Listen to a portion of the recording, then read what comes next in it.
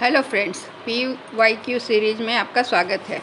आज मैं दिसंबर 2012 का क्वेश्चंस लेके आई हूँ जनरल पेपर 1 का UGC नेट का।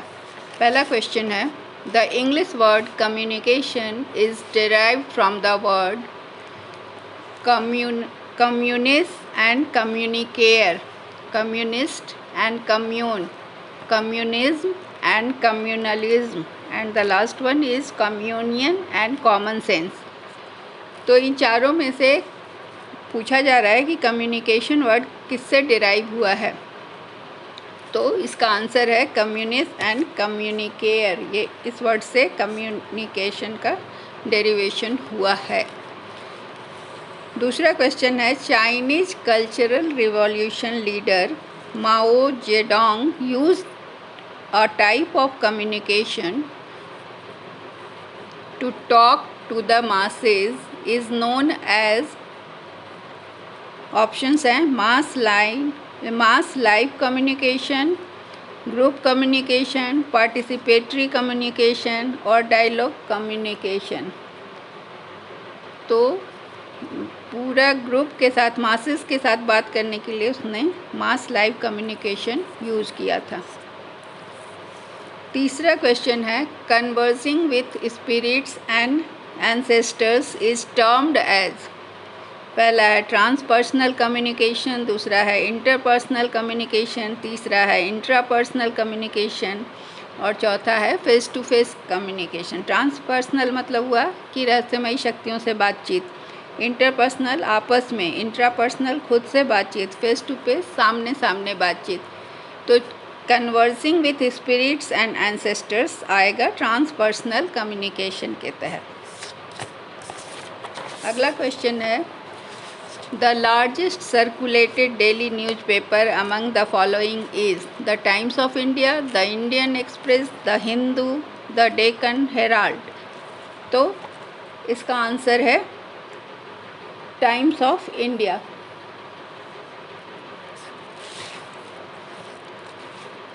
Number 5, the pioneer of silent feature film in India was K.A. Abbas, Satyajit रे, B.R. चोपड़ा या दादा साहब फाल्के।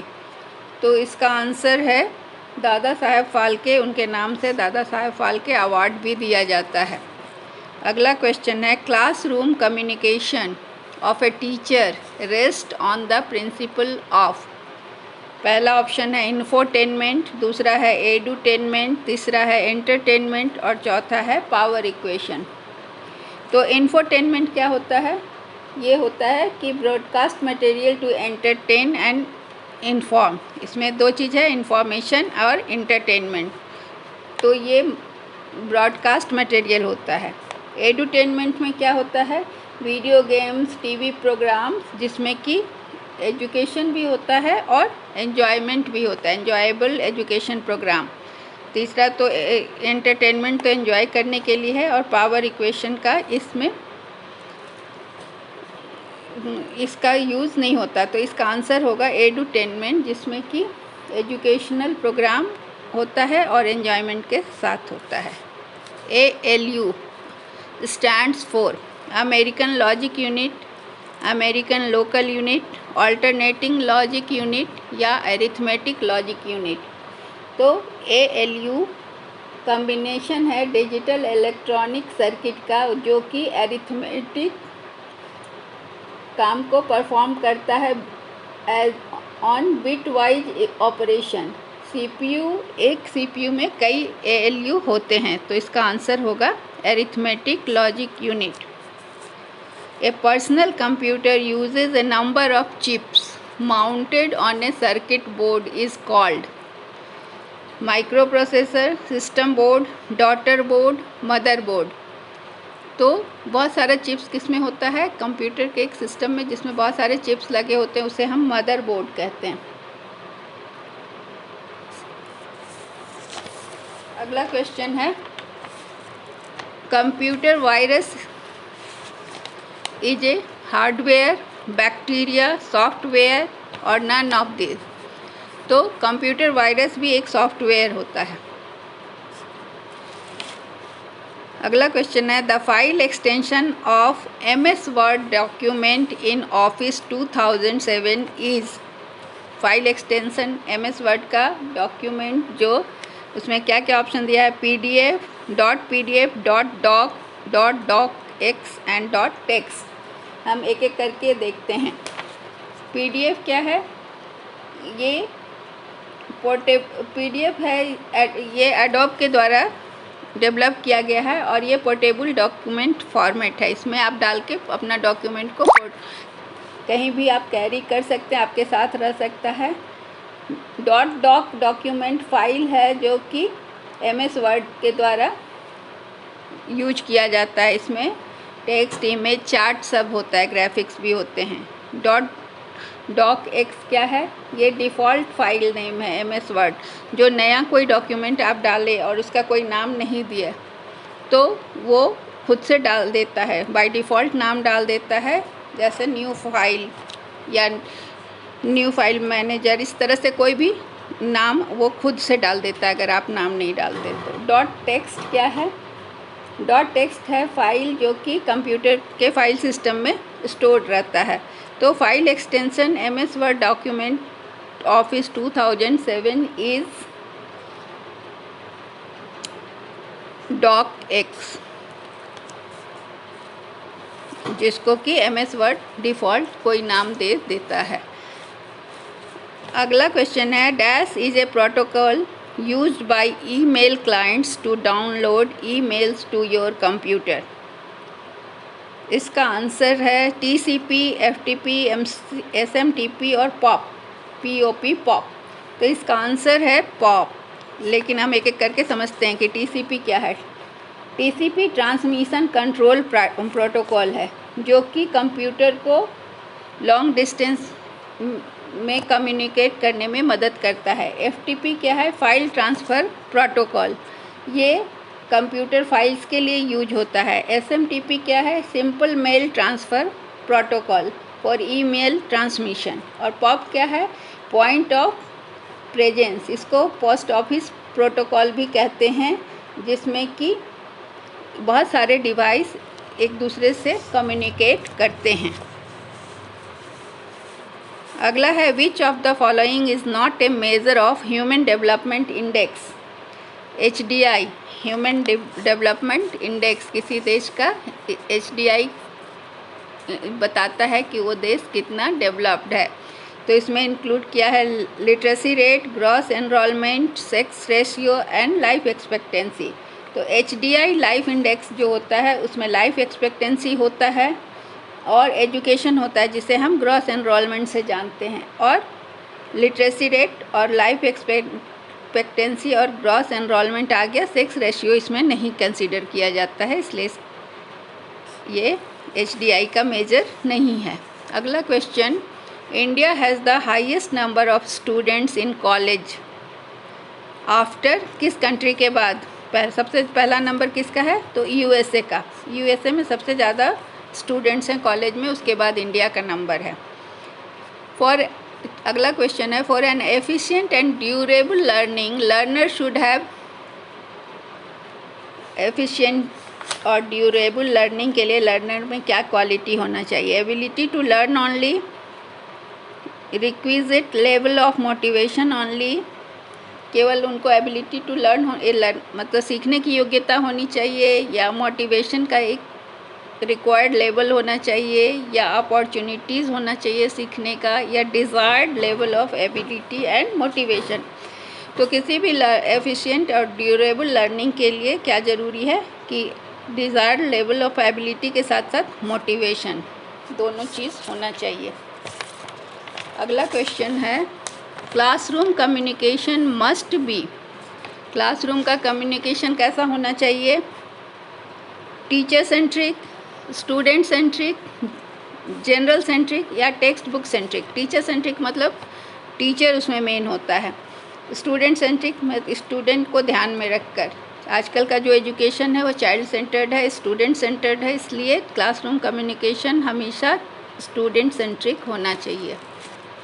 अगला है, the best method of teaching is to, क्या है, इम्पार्ट इन्फॉर्मेशन, केवल सूचना देना, या ask students to read books, किताब पढ़ने के लिए स्टूडेंट्स को कहना, या सजेस्ट गुड रेफरेंस मटेरियल, बता देना कि यहाँ से पढ़ लो, या initiate A discussion and participate in it, ये बेस्ट मेथड है। अगर डिस्कशन शुरू करेंगे तो बच्चों के अंदर की प्रतिभा भी बाहर आएगी, उनके व्यूज़ भी आएंगे। तो ये इसका आंसर डी होगा। अगला क्वेश्चन है, interaction inside the classroom should generate, classroom के अंदर का इंटरेक्शन जो है वो क्या जनरेट करना चाहिए, क्या होना चाहिए? आर्गूमेंट, इंफॉर्मेशन, आइडियाज़ या controversy.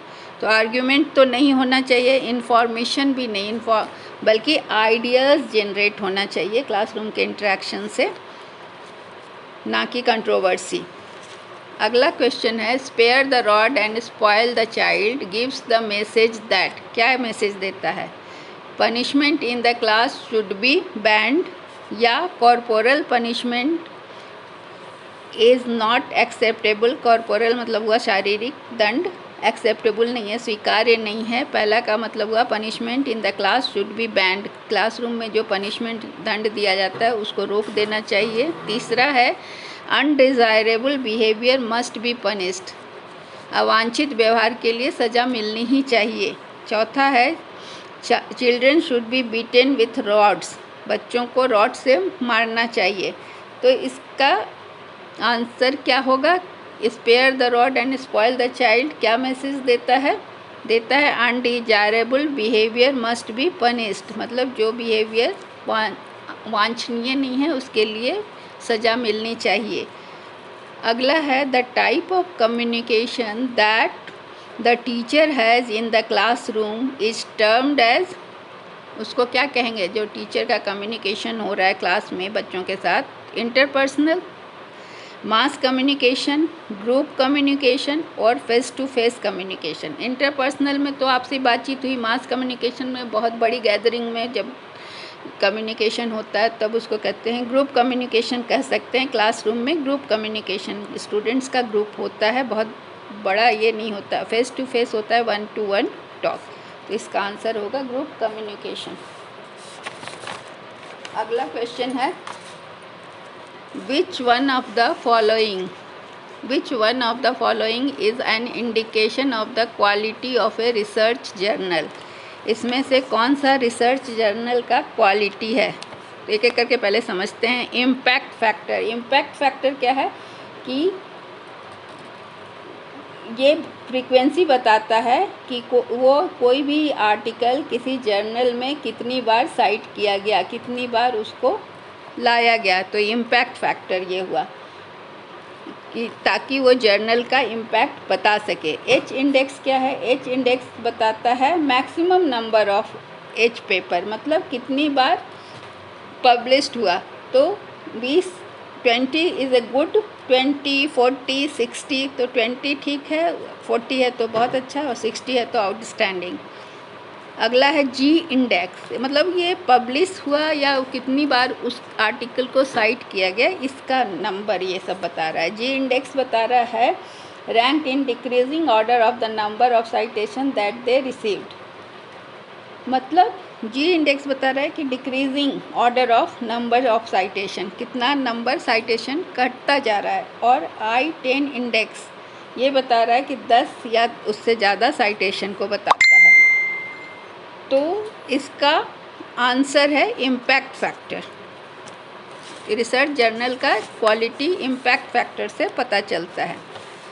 21 question number 21, good research ethics means, अच्छे रिसर्च का एथिक्स क्या होता है? Not disclosing the holdings of shares and stocks in A company that sponsors your research, जो कंपनी आपके रिसर्च को स्पॉन्सर कर रही है उसके शेयर्स या स्टॉक्स को के बारे में नहीं बताना। दूसरा, assigning a particular research problem 1 PhD research student only, किसी को, एक रिसर्च स्टूडेंट को पर्टिकुलर रिसर्च प्रॉब्लम बताना या देना। अगला, discussing with your colleague confidential data from a research paper that you're receiving for an academic journal। और चौथा है submitting the same research manuscript for publishing in more than one journal. तो ethics क्या है?